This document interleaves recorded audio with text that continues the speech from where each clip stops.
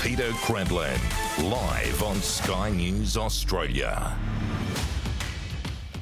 Good evening and welcome to the show. I'm Caroline Marcus, filling in for Peter Credlin. Here's what's coming up on the program.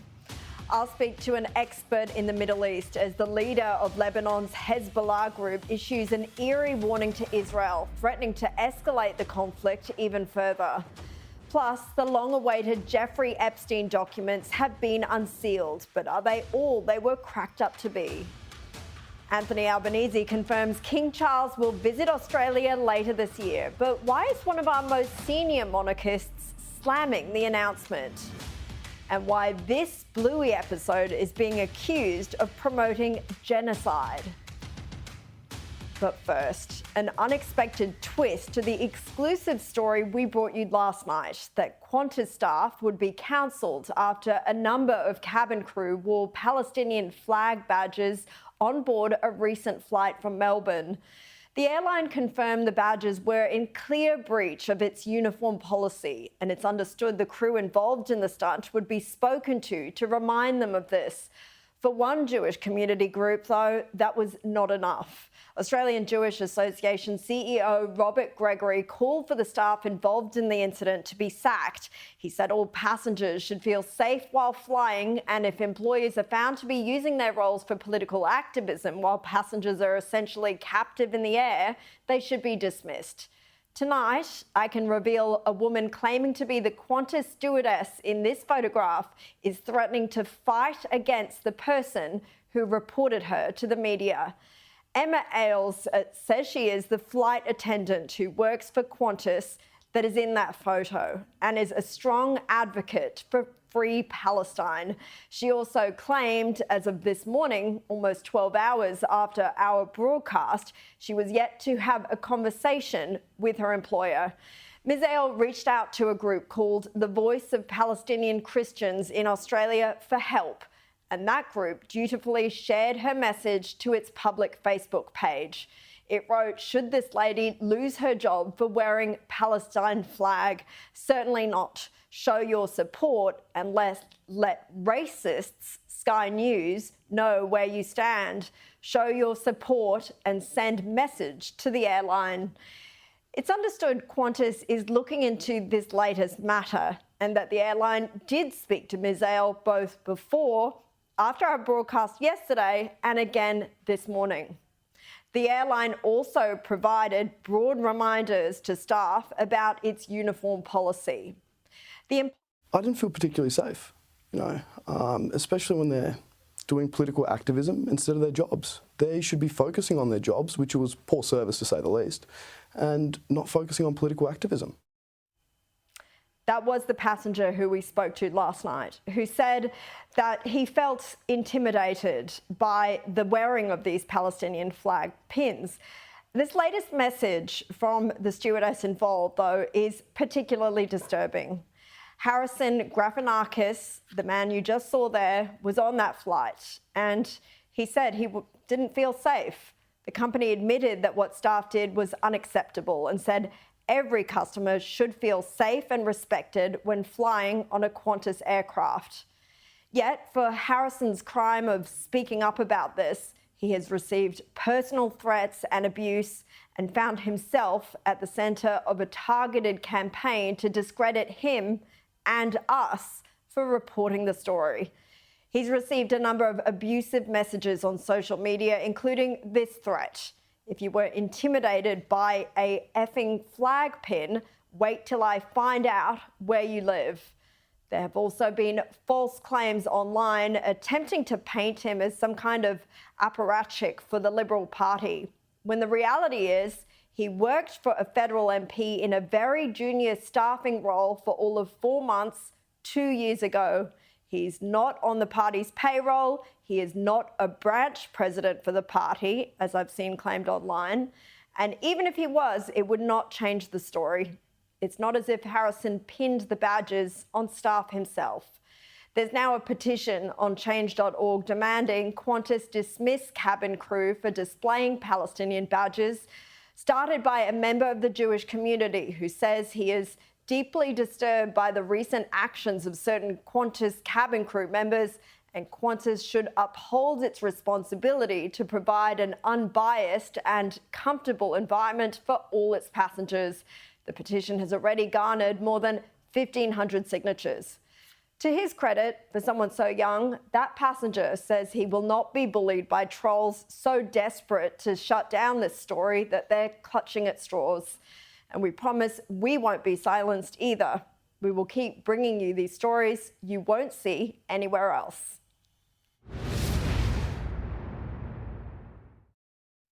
Well, still on Qantas and the Labor government's decision to block extra flights into Australia by Qatar Airways is under the microscope again today, after it was revealed Anthony Albanese met with Alan Joyce just 6 weeks after that request from Qatar Airways.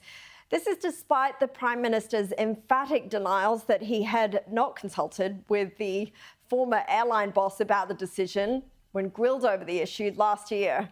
Opposition leader Peter Dutton is calling on the Prime Minister to explain himself. So for 16 months he's fought against this information being released. It turns out that he did meet with Alan Joyce. Now, I don't know whether he's misled the Parliament or not, but I think there are some serious questions for the Prime Minister to answer here, because the decision has had a direct negative effect on the travelling public, and the Prime Minister, it appears, has met with the CEO, who surely would have lobbied on this issue on behalf of his company. Well, joining me now to discuss that and more is Liberal MP Garth Hamilton. Garth, thank you for coming on the program tonight. It's no surprises that Mr Anthony Albanese has once again not been transparent with the Australian people. How many chances does he get? Well, he was getting quite a few chances in his honeymoon period. Now, the first 12 months of his term were wonderful in the papers, but bit by bit we're seeing the cracks come through, and this one could not be clearer. I mean, goodness me, he's had every chance to come clean on this multiple times. Instead, he's done the opposite. And Peter Dutton's right. I think he has misled the Parliament. I think he's misled the Australian people by saying he wasn't lobbied. I find that very hard to believe. And why he wouldn't have just raised that he met with Mr Joyce during this period, when it's clearly material to the conversation that we've been having about the access that Qantas has had with the Labor Party. But we've seen this all last year. Labor very, very closely in bed with the elites, with the boardrooms around Australia, very, very tight. And I think it raises some questions for a lot of Australians who are going through some pretty tough times. Why don't they get the same treatment as Mr Joyce got? Well, if the government was hoping this issue would go away over the summer holidays, that certainly turned out not to be the case. And another issue that they probably hoped to be able to sweep under the rug, it's been revealed this week that 2 more of the detainees who were freed during the controversial High Court ruling have been rearrested, bringing the total number to 7. How much longer can the Prime Minister protect his Home Affairs and Immigration Ministers over this debacle? Well, I think a lot of people were expecting a reshuffle over summer to see Claire O'Neill politely hidden away after her terrible attempt at being a minister and the debacles that she's seen in her, under her reign. But look, do you remember when Labor made such a big deal about the tough preventative detention laws that they were bringing in at the end of last year, and how they were every bit as tough as Peter Dutton when it came to national security? Well, they haven't used those laws since. And I think we're seeing now this continuing, involvement of this case, with more and more people being arrested, having been released. The truth is, they were dragged to the table bringing those laws in, and they don't want to use them. They simply don't. Their instincts are to look after the people who are committing these crimes, not the potential victims of them. So they're not putting Australia's interests first. And I think this will just continue to play out piece by piece. It's going to continue to be damaging for Mr Albanese. How long Claire O'Neill can keep her job? Goodness me, what a protected species. Well, we'll see if that reshuffle ends up eventuating. It certainly hasn't happened yet. But look, this all comes as it's been revealed. Australia is fielding a record number of asylum seeker applications, 2,000 each month. Now, that's double that of before the election. And the long processing times are seeing many look for loopholes to get into the country. Immigration Minister Andrew Giles lays the blame squarely with the former government. Is that fair? Look, they're one-trick ponies. It's the only thing they say. When anything goes wrong under this Labor government, they try to convince people that this is somehow someone else's fault. They've yet to take responsibility for anything. Goodness me, what we're seeing is record numbers of people coming through from conflict-free nations. So this is putting incredible pressure on our system. Genuine refugees, and I think it's important that Australia does play its part to look after genuine refugees. And we've got a long and proud tradition of doing that. But when we see these sort of numbers come through under Andrew Giles, and I'll just pause because I had a crack at Claire O'Neill, I think he's been every bit as terrible as her, and hopefully that great reshuffle does come and sweep him away into the next corner of the Labor memory banks. But look, this is happening under his reign. This is causing strain on people, and it's reducing our ability to do the things that we want to do as Australians by playing our part for looking after genuine refugees. Well, let's move on now. And Anthony Albanese has launched a review into the missing Iraq war documents, which were supposed to be made available to the public on New Year's Day. Thought we had a soundbite there, but what? He's obsessing about trying to get square with John Howard over the release of these papers, cabinet papers, which is a beltway issue that papers should be released, but that's an issue for the bureaucrats to work out. We have a new guest on the program tonight, Barnaby Joyce. Welcome, and thank you so much for being able to join us.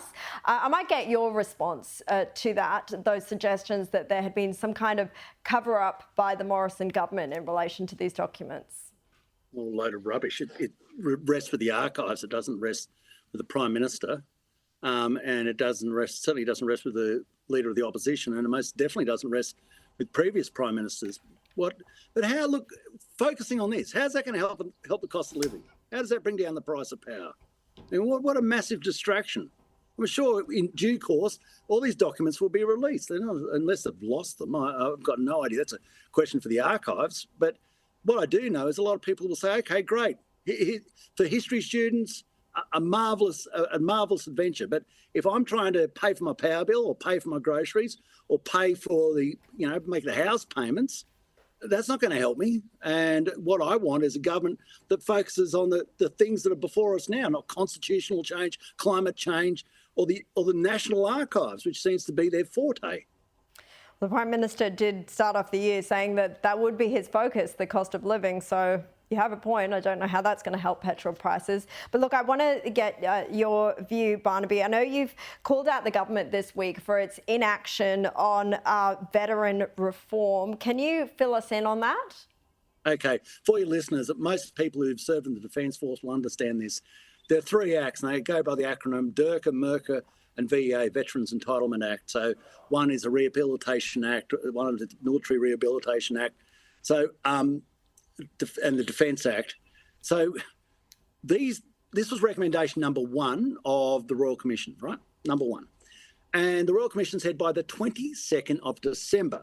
So today we are on the 4th, are we? So the 4th. So the 22nd of December, this was supposed to be, the draft of this was supposed to be tabled. And we haven't seen sight nor sound of it, nor have we seen an explanation as why.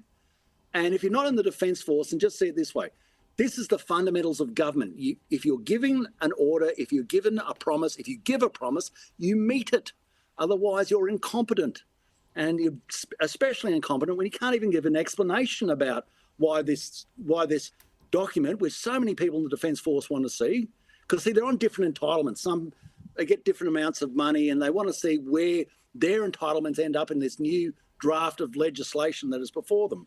And we're still waiting. The first thing they did with the Defence Force is kick the Minister for Veterans Affairs out of the cabinet. That's the most substantial thing they've done for veterans thus far. And veterans are getting kind of sick of this. So we go back into Parliament in about a month's time, and it's only fair that veterans have a right to, and their RSL clubs and other representative bodies have a right to peruse this draft of the legislation, to get back to their members about how they see it. Well, our veterans certainly deserve better. Perhaps the government's hoping no one's really paying attention over that Christmas period, but Barnaby Joyce, you're right onto it. Garth, I'll bring you back in now. A poll has revealed how our independent MPs are voting, and shock horror, it's with Labor. Well, do you remember when they campaigned on integrity? They campaigned on integrity. It was so important that everyone had this great integrity, and they said they were independents. Well, oh my goodness, who would have suspected they're actually Labor independents? When you vote over 70% in alignment with Labor, you are effectively a Labor independent. That's what you are. And they've all been found out to be exactly doing this. There's no great discrepancy. Every one of these teals is lockstep in with the Labor Party, particularly on the big issues that matter. And I think this is important for the Australian people to realise, because we found out in the election, vote teal, you get Labor. That's not just when it comes to the government, that's also when it comes to the policies that that government then enacts. The teals have been right beside everything this Labor government has done, and I think they should own up to that if integrity is still important to them. Barnaby, it's hardly surprising, is it? We know where a lot of these independents' loyalties lie. Oh, and they'll become independent again. Don't worry, Garth. They'll become independent, mate, about 2 months before the election. And then they'll be, we're all horrible people. The main party's horrible people. They'll be the lights of virtue. They'll go to the electorate saying, hold the balance of power and I'll hold them to account. And then after the next election, folks, they go back to voting for Labor. It's very much like Tony Windsor and Rob Oakeshott. They were the first of them. But I tell you where the trouble happens for them is if there's a hung parliament. Because no matter how nouveau their electorates are, the one thing they don't want is a Labor government, because the Labor governments tax high and interfere with the ownership of your assets, your super funds. We've seen that just lately. And if they're responsible for putting in a Labor government, they can just go, boop, that's the end of their career. Just rule a line under it. It's all over. So let's see how they go. Yeah, that's a good point. So it'll be interesting to see if that eventuates. Look, finally, while one of Anthony Albanese's pre-election promises was to make Parliament more respectful, new data has revealed federal MPs have been booted out 118 times from question time since the election. Now, the majority of those were from the opposition. And congratulations, Garth, you've come in second place, being kicked out 9 times. Congratulations. Do you have any regrets? Not a single regret. I continue to go down there and fight passionately for things that I believe in. And I'll point out, I only raise my voice when the government's either being misleading or refusing to answer a question. So if they start doing their job and taking their responsibilities seriously in question time, which is allowing themselves to face scrutiny, then I'll have nothing to interject with. But the reality is, and anyone who's watched question time will know, this government has skirted any responsibility of being held to account for their actions. And I don't think they're going to change in any way whatsoever. So, look, I'm probably going to have a few more strepsils and keep the voice limber for the next year. You better go home and relax it after this. Barnaby, have you got some catching up to do? I've never been kicked out in 18 years.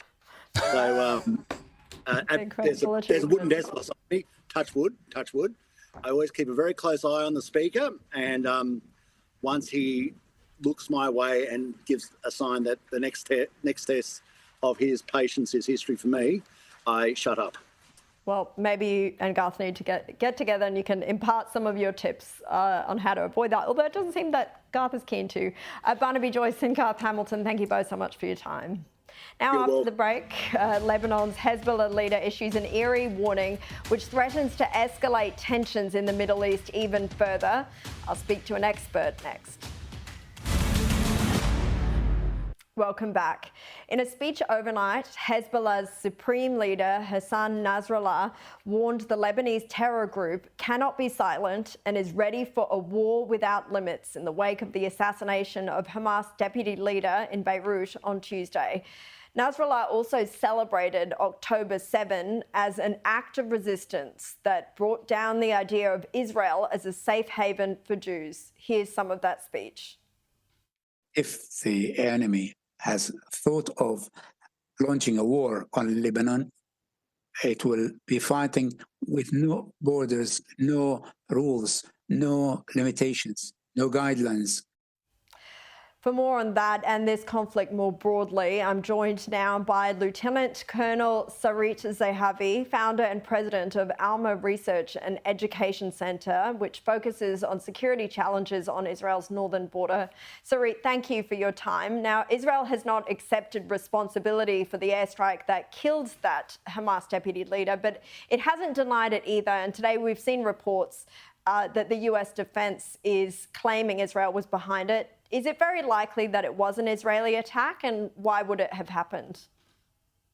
I think it doesn't matter who killed El Aruri. What matters is what the other side thinks. And if Hamas and Hezbollah believes that it was Israel, so we should conclude what will come next. And I think that eventually, as we said right from the beginning of this conflict, Hezbollah is not interested to sacrifice itself for Hamas or for the Palestinian cause. Hezbollah is interested to take over Lebanon and present itself as if it is taking care of the Lebanese interests, though eventually it is only taking care of the Iranian interests.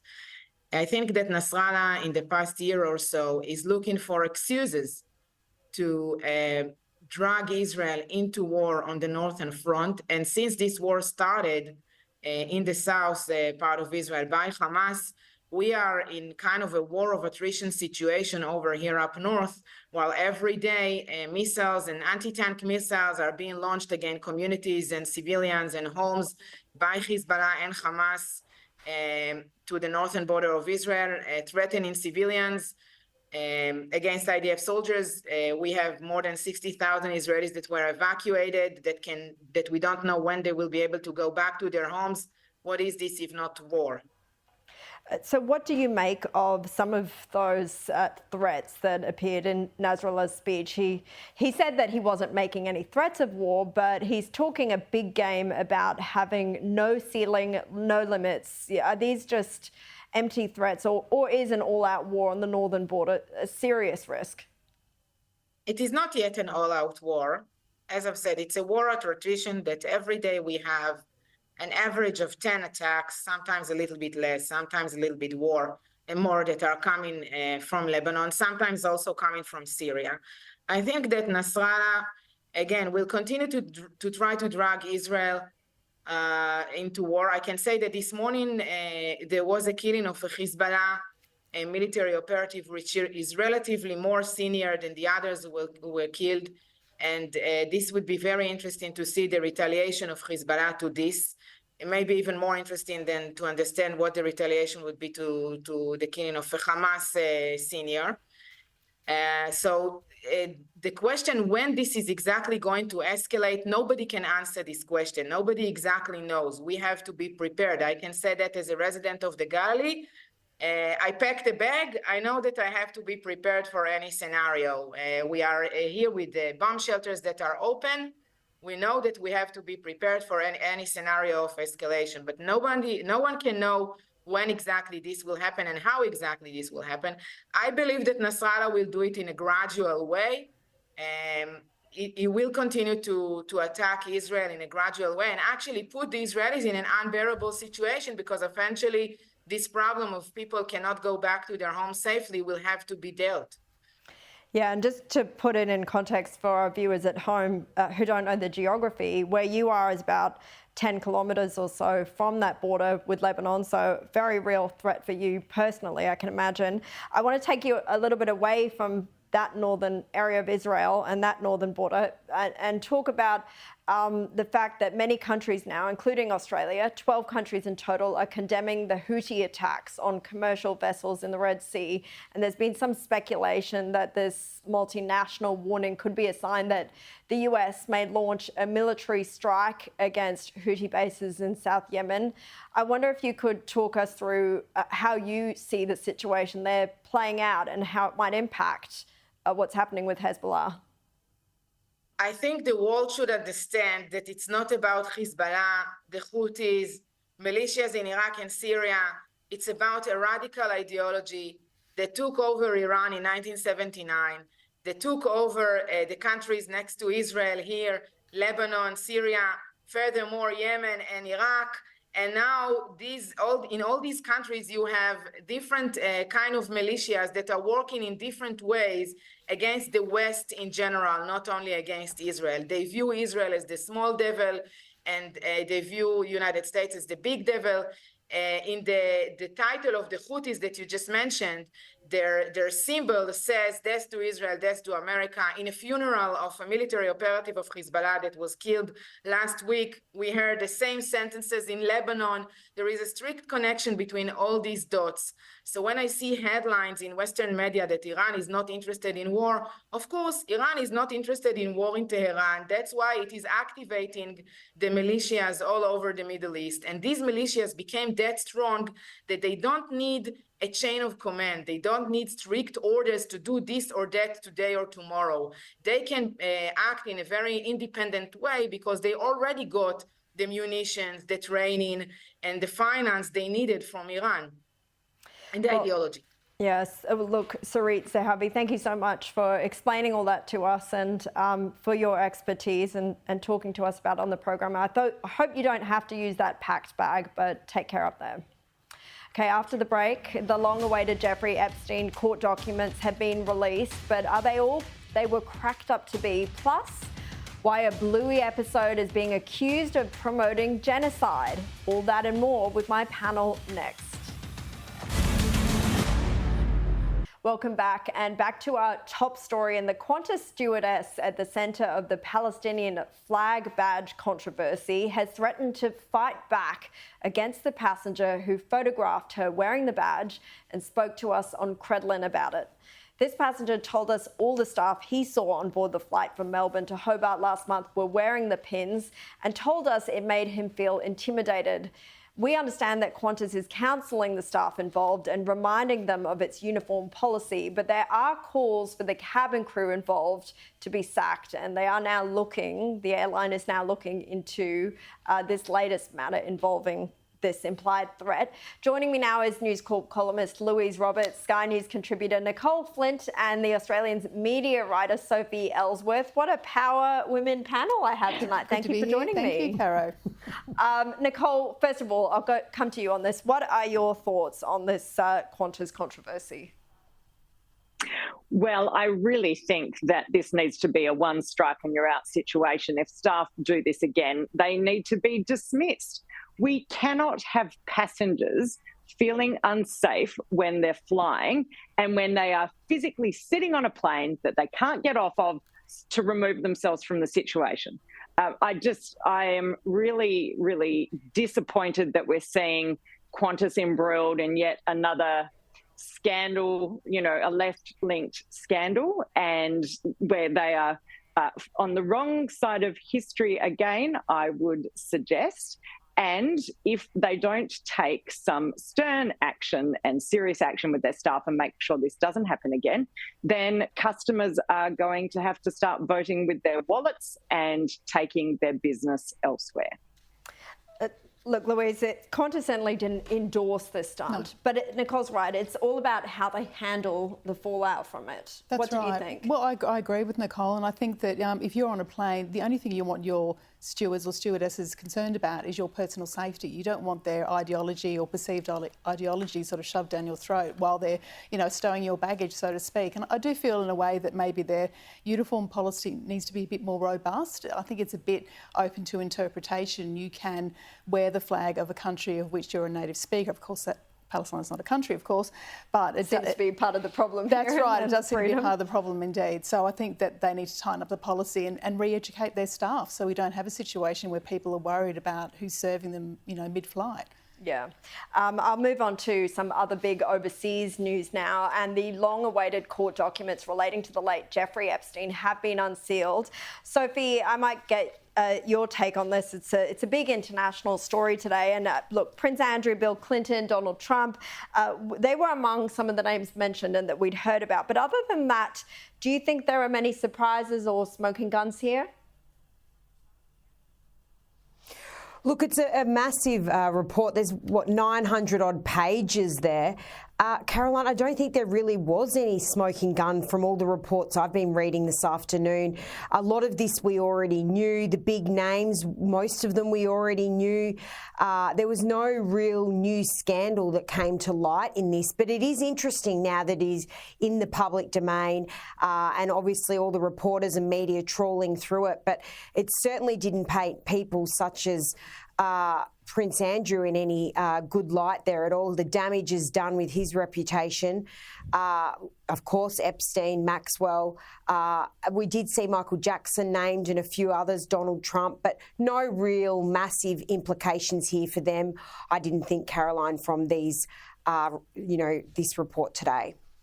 What did you think of it, Louise? Were you poring over those documents, or do you think most of the big news of this has come out? Yeah, I think the names are already in the domain. I guess the issue is that what does it mean for Virginia Giuffre, because these documents sort of came out as a result of her now settled defamation action against Ghislaine Maxwell as well as Epstein. So I don't think it will give her any closure in a sense, but there's still plenty of names which haven't been revealed. So I imagine there's still a few people in the world of academia, Hollywood, very powerful men, and that's what this shows, that the context of his relationship with some real sort of, movers and shakers. Whether they're worried they're now going to be exposed, we'll have to see. Yeah, I'm sure a lot of people feeling very scared about the release of these documents.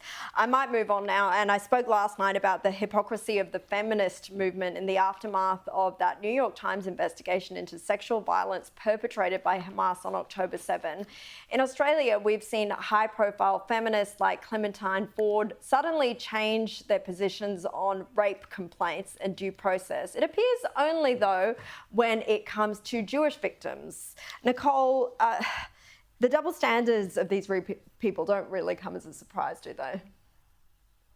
No, not at all, Caroline. And anyone who took the time to educate themselves on the atrocities inflicted by Hamas, and a lot of this information was available pretty quickly after October 7 happened, condemned what happened immediately, and especially when it came to women, but not just women, children, elderly people, innocent civilians. I mean, it is just disgraceful and disgusting that there are so many people that had to be presented with this level of truly horrific detail in order to believe Israel and Jewish people as to what exactly happened and what Hamas inflicted on the Israelis on the 7th of October. So I hope everyone has a long memory about particularly these feminists who refused to accept the earlier reports.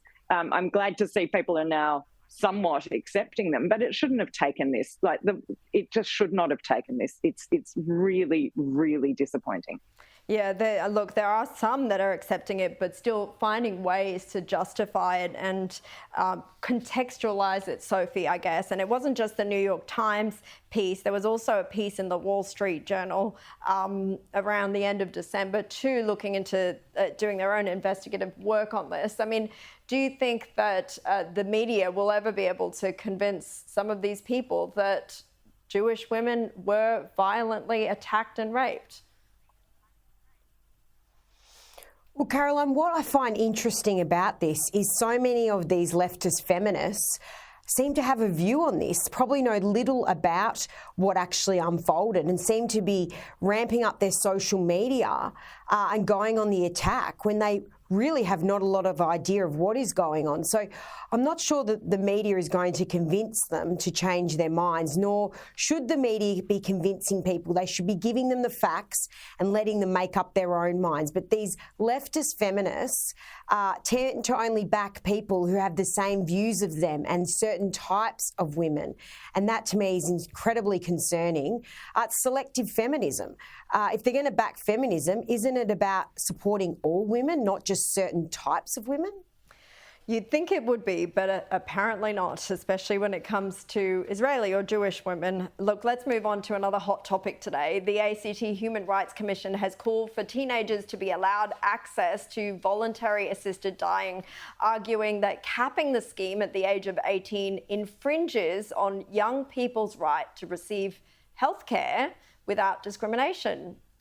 Louise, this seems like pretty dangerous territory. It's extremely dangerous territory. It's a very fraught topic anyway, assisted dying. I think to then sort of remove the protection of people under the age of 18 who, of course, may be terminally ill or in palliative care, to remove that protection is insane, really. It's just, I find, look, you could be in a situation with a teenager who's in palliative care and wanting to end their lives. That's very harrowing to see. And in that situation, you can think, well, I want to do anything I can to relieve their pain. But assisted suicide is not the answer. And are they mature enough to make that sort of, cognizant decision to end their lives? It's just so open to exploitation and pressure from people who have a vested interest. It just, honestly, it made my blood run cold when I saw this today. Yeah, it would terrify a lot of parents, no doubt. Nicole, we know the ACT, it is the most progressive territory in the country, progressive state territory government.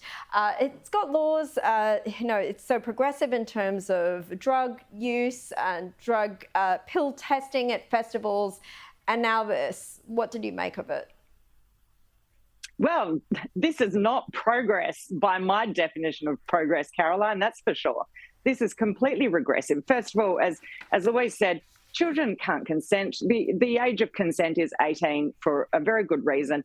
And it just really frustrates and really infuriates me that this debate, when it comes to euthanasia, is now just about euthanasia rather than how do we improve palliative care?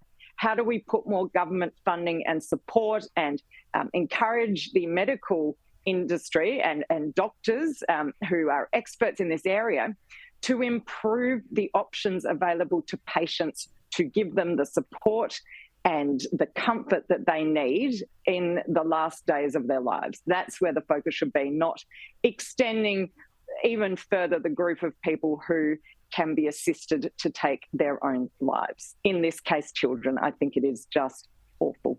I mean, you just hope that if this, does get through, that all the checks and balances are there, that, as some euthanasia advocates have argued, Sophie, that this should be available to people who suffer from mental health, mental illnesses or depression, and which we know that young people can be disproportionately represented in.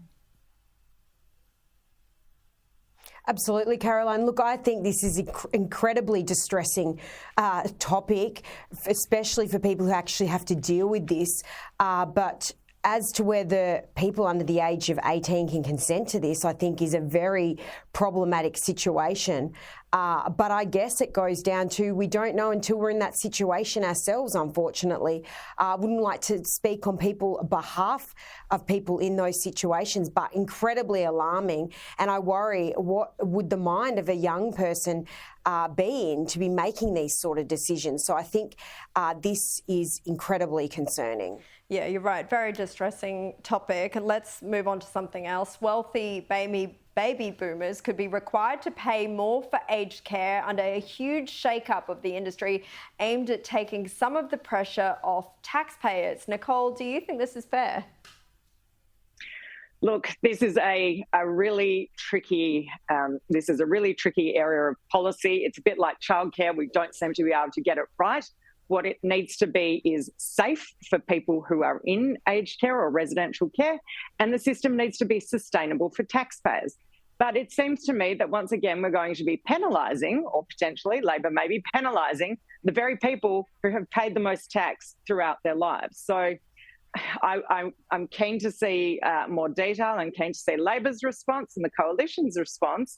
But I'm concerned about penalising people who've worked incredibly hard and paid a lot of tax to prop up a system that perhaps needs to be fixed in a different way.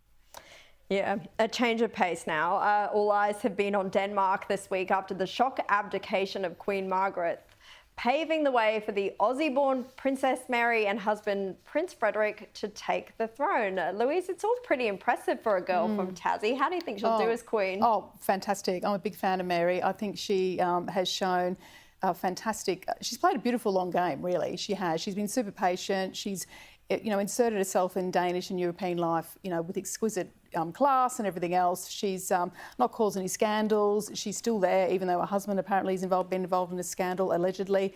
And so HM Queen Mary, long may she reign. I think it's a great role model for Australian girls in a way, to see that's the trajectory you can take if you end up sort of carrying yourself in a certain way and sort of applying yourself to certain standards. Maybe and if you go to the pub on the right night. Oh, yeah, that's true as well. That doesn't hurt to go to the slip in, does it? So I think... no, it's a favourite of yours. Yeah, no. Maybe.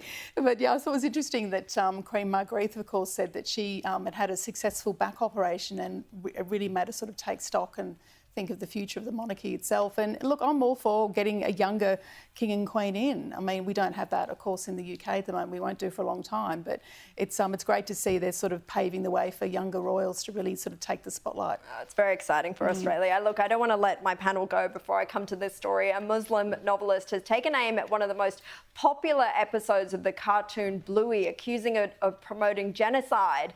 In an Instagram post, Omar Sakar wrote, "We watched the cricket episode, all the iconic draws and summer games, the dedicated pup learning to play while his father was away. It goes on and on and on, and then it ends. There is a desert full of dogs, soldiers and guns, and somewhere out of frame, Arabs being put down." Let's take a look at the part of the episode he's referring to. Oh, out you go, Bingo. Well done. Just keep your eye on the ball and take care of your little sister for me.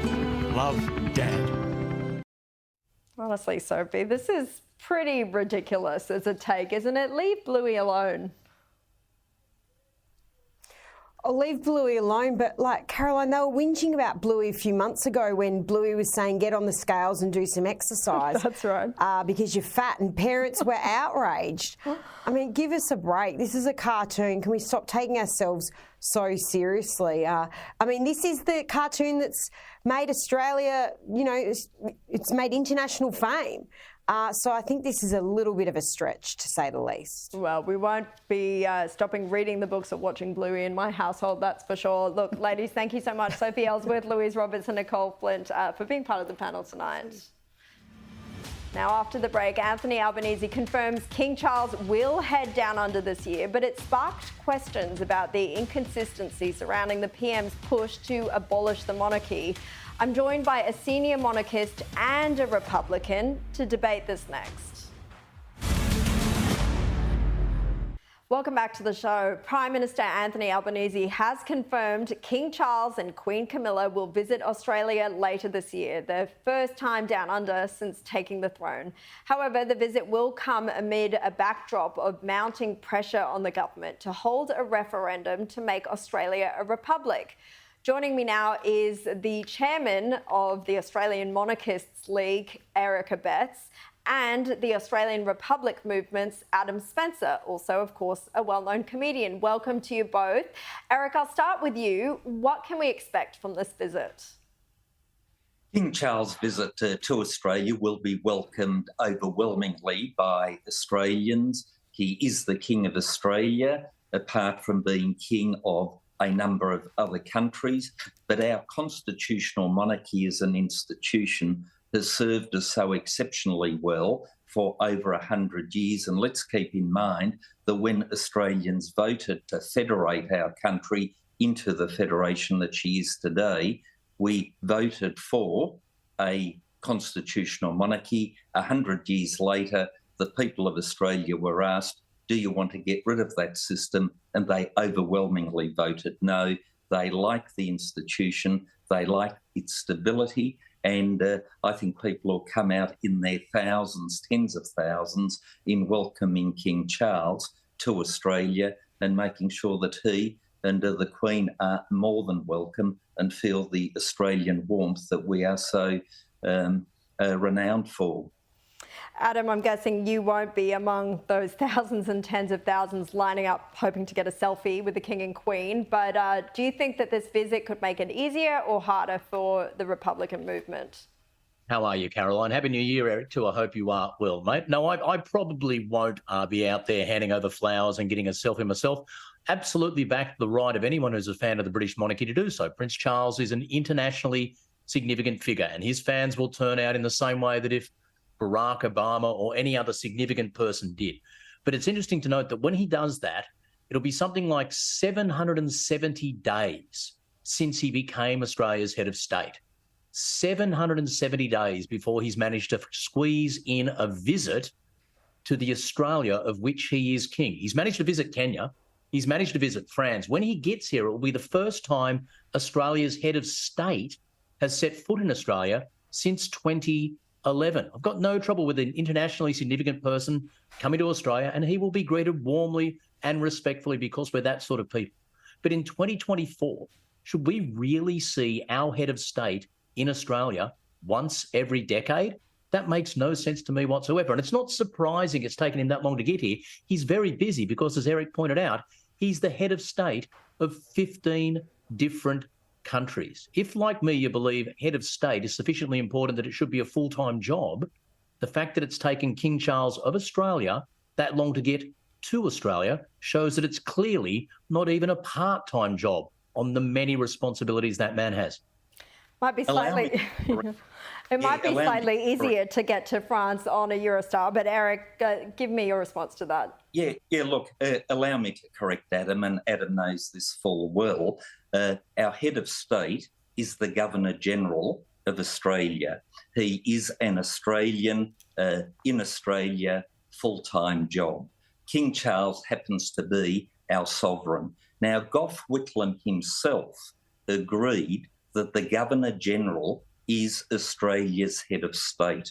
So it astounds me that the Australian Republican movement cannot accept that which Andrew Inglis Clark said when he helped write the Australian Constitution, that the Governor-General's powers don't come from the monarch, but in fact from the Constitution as voted for by the Australian people. 88 years later, Gough Whitlam himself said that that was the correct interpretation, and the Governor-General is our head of state. And so why the Republican movement cannot grasp and accept that which is legal fact, which even Gough Whitlam acknowledges, shows the paucity of the Republican argument, because they have to create falsehoods to try to give some credibility to their campaign. Our head of state is very clearly the Governor-General, and that's a full-time job appointed by an Australian Prime Minister and then rubber-stamped by the Sovereign, but the Governor-General is our state. Eric, I don't want to run out of time before we get to talk about your calls today for the Assistant Minister for the Republic, Matt Thistlethwaite, who we did invite on the show but was unavailable. You've called for the government to abolish his position. Why are you doing that?